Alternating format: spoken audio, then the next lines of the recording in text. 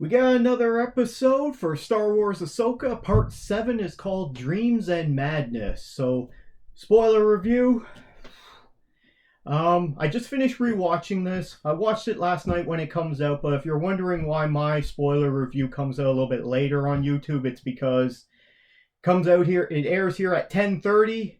So I have to watch the episode, and after that, I'm not staying up to record an episode, edit it, wait for it to render, and then post it. So I just do it the next day. I don't know why it's called Dreams and Madness, because I didn't see any dreams, and the only one who's mad is really probably Balin. Let's see. Opening scene. I'm guessing that's Coruscant, but it could also be Chandrilla. I think it's assumed that's on Coruscant.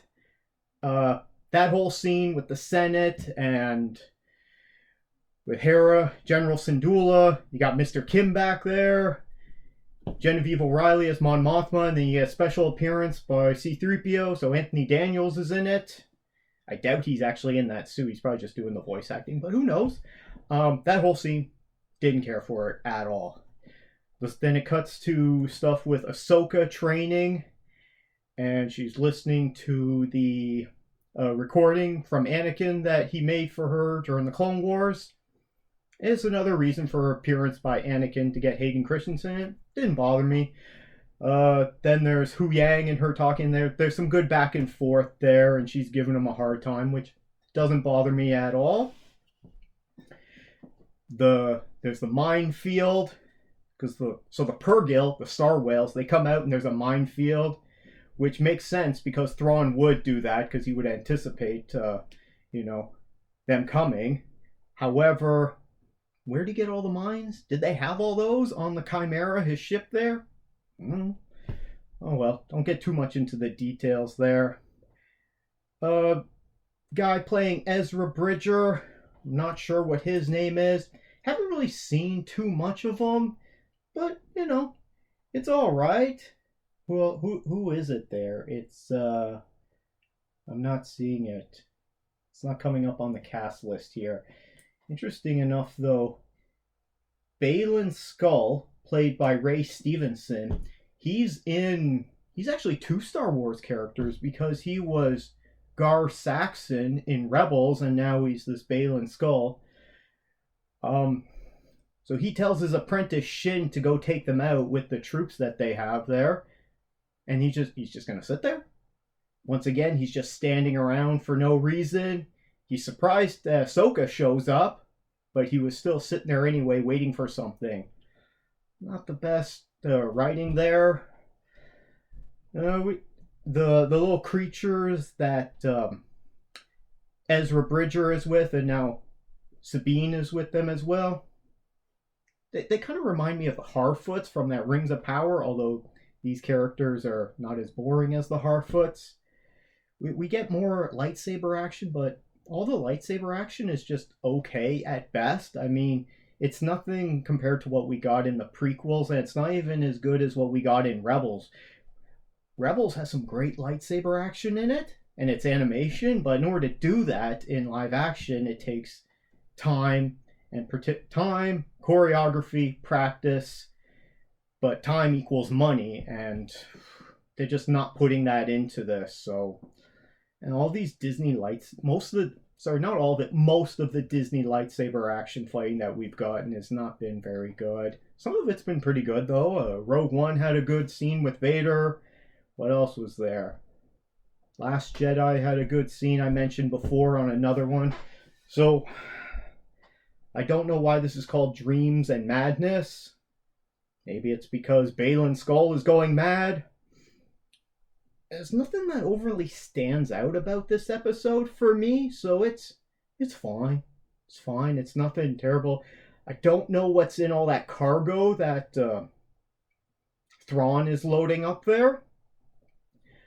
Although, maybe it's, you know what it could be? It could be Benedict Cumberbatch and as Khan Union Singh and all his disciples who are just better than everyone from that terrible Star Trek movie Into Darkness. So maybe that's what it is, and they got that blood that if you inject in people, it just cures death.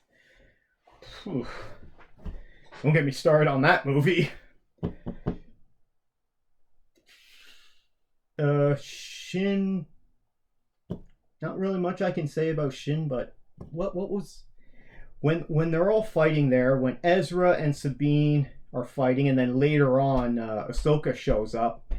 It keeps cutting back to one of these alien creatures looking out from their little transport / home pod, and their steed that Sabine was riding, the cowardly steed. It's like a giant wolf / crocodile mouth snout / horse. Anyway, the steed is a coward, so it's hiding in the pod instead of actually coming out to help because it's a coward. That was all right. Who plays Ezra Bridger? Iman Asfandi as Ezra Bridger. He's I haven't really seen much of him yet, so I'm not gonna pass any judgment or anything on that. Although it was weird. I'm like, Sabine offers him his lightsaber, which he did give to her at the end of Rebels, but couldn't he at least borrow it and use it for fighting? Oh well, he's just using his force push powers. He's just pushing everyone and, using his Jedi martial arts. There's only one more episode of this left. I don't think it's going to wrap up everything. Maybe they're planning on a season 2. I haven't read anything on that yet. If you know, let me know down in the comments below, or maybe it's going to lead into another series. I know it's supposed to be leading up to this movie that Dave Filoni's supposed to direct, and they announced at the last Star Wars Celebration, but as with all the announcements from Lucasfilm about Star Wars movies, who knows if we're actually going to get it because they all get canceled. We'll see. So those are my thoughts on this episode. Feel free to, leave a like if you enjoyed this. For Fluffy Kitty, she always appreciates that. Leave a comment down below with your thoughts on this episode. I just finished recently rewatching Rebels. I watched all 4 seasons of Rebels. And man, this show's amazing. Whether you like this Ahsoka show or not, okay?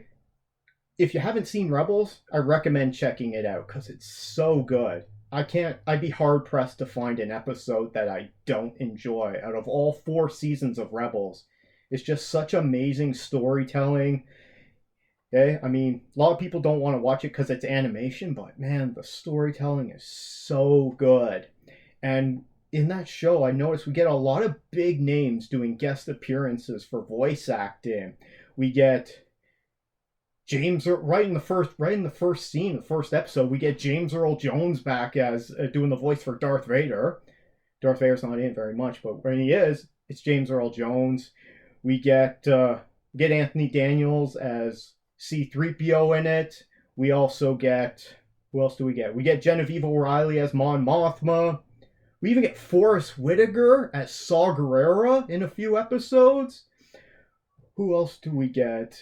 We get Ian McDiarmid comes back in the last season for as Emperor Palpatine. So amazing there. Now there's a whole bunch of people from, like, we get Ashley Eckstein, who does the voice for Ahsoka, because she did the voice in Clone Wars. She comes back. A bunch of the actors come back, like D. Bradley Baker does the voice for all the clones. So we get to see Captain Rex, if you know those characters. So it's from the animation show as well as from the movies. Is there any other big ones from the movies I can think of off the top of my head? There probably are. Oh, we get what's his name there? Billy D. Williams as Lando in, I think, 2 episodes, which is great. However, one of my favorites in Rebels is a returning character from Clone Wars. One of my favorite characters from Clone Wars, and that's Hondo Ohnaka. And if you don't know this character, he's a pirate, and he's hilarious. He's just always so sleazy and charming. He's kind of like Lando, but more sleazy and more out for himself. And he's the lovable rascal. You hate him, but at the same time you love him. He's like to see that character in live action. He's just great. Anyone else that we get there? Probably a few that are slipping my mind, but anyway. If you want to check out really good Star Wars, I recommend starting with and you haven't seen the animation, I recommend starting with Rebels. Although technically the first thing would be checking out the Star Wars feature film, Star Wars The Clone Wars movie, which is one of the 12 Star Wars movies. It is animation, but it did get a theatrical release and it's in canon. That's the start of it before you go into the Clone Wars series. I would recommend starting with the Rebels show. I mean, you can always go back to that. If you are starting with Clone Wars, maybe watch the movie first and then just jump right to season 3 of Clone Wars, the series, because you ain't missing much from those first 2 seasons. And there's a lot of great characters in that show. Well, that's my thoughts for this new episode of Ahsoka, and just some few thoughts because I've been rewatching Rebels, which makes me appreciate and recognize a lot more in this Ahsoka series. However, that's BS because you shouldn't have to watch another whole series to appreciate this Ahsoka series. This series should stand on its own and be able to hook people in, and it's kind of just been too slow and meandering. I mean, the first 4 episodes just took forever to anything to happen, and so now everyone's a lot of people have checked out. But let me know your thoughts down in the comments below, please. Take care.